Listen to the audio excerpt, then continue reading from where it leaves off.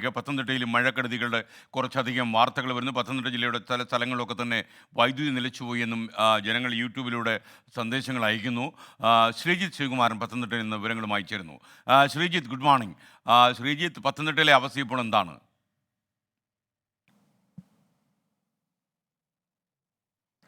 Good morning എസ്കൻ. രാത്രി ഏതാണ്ട് 2 മണി 3 മണിക്കൊക്കെയാണ് പുലർച്ചയോടുകൂടിയാണ് current എല്ലാ മേഖലയിലും, അതായത് പത്തനംതിട്ട നഗരത്തിലെ തന്നെ പല മേഖലകളിലും കറണ്ട് വന്നത്. നമ്മളിപ്പോൾ നിൽക്കുന്നത് പ്രമാടം പാലത്തിലാണ്. അച്ചൻകോവിൽ ആറാണ് കാണുന്നത്. ഏതാണ്ട് കലിതുള്ളി കലങ്ങി വരുന്ന ഒരു അച്ചൻകോവിൽ ആറിനെയാണ് നമുക്ക് കാണാൻ കഴിയുന്നത്. ഇന്നലെ വൈകുന്നേരം വരുന്ന സമയത്ത് ഈ പ്രദേശത്തേക്കൊന്നും തന്നെ വെള്ളം കയറിയിരുന്നില്ല. ആ പറമ്പിലേക്കൊക്കെ വെള്ളം കയറിയ ഒരു സാഹചര്യമാണ് പൂർണ്ണമായി തന്നെ ഉള്ളത്.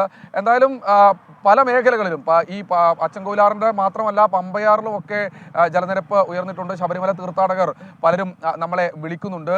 അത് കോഴഞ്ചേരി ആയിക്കോട്ടെ, പല മേഖലകളായിക്കോട്ടെ, പമ്പയാറിലെ പല പ്രദേശങ്ങളിലും ഇപ്പോൾ വെള്ളം കയറിയിട്ടുണ്ട്. റാന്നി വലിയ പാലത്തിൽ വെള്ളം കയറി, വലിയ പാലത്തിന് സമീപം വെള്ളം കയറി എന്ന തരത്തിൽ വാർത്തകൾ വരുന്നുണ്ട്.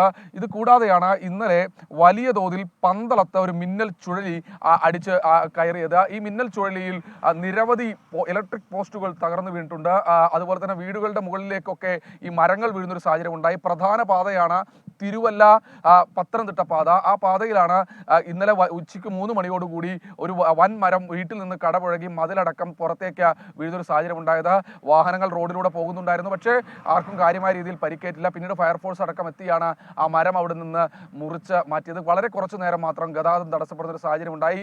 മണിയാർ ഡാമിൽ വെള്ളം ഇപ്പോഴും കലങ്ങി മറിഞ്ഞ് വന്നുകൊണ്ടിരിക്കുന്നു എന്ന് പറഞ്ഞ് ആളുകൾ ഇപ്പോഴും വിളിക്കുന്നുണ്ട്. എന്തായാലും ഇപ്പോൾ ഇന്ന് രാവിലെ കാര്യമായ മഴയില്ല, പക്ഷേ പുലർച്ചെ വരെ ശക്തമായ മഴ തന്നെയായിരുന്നു. പക്ഷേ ആകാശം ഇപ്പോഴും കാർ മേഘാവൃതം തന്നെയാണ്, മഴ തന്നെയാണ് ഇന്നും എന്ന് തന്നെയാണ് നമുക്ക് ഈ ഒരു ഘട്ടത്തിൽ ഇവിടെ നിൽക്കുമ്പോൾ ഏറ്റവും ഒടുവിൽ റിപ്പോർട്ട് ചെയ്യാനുള്ളത്. ശ്രീജിത്ത് ശ്രീകുമാരൻ.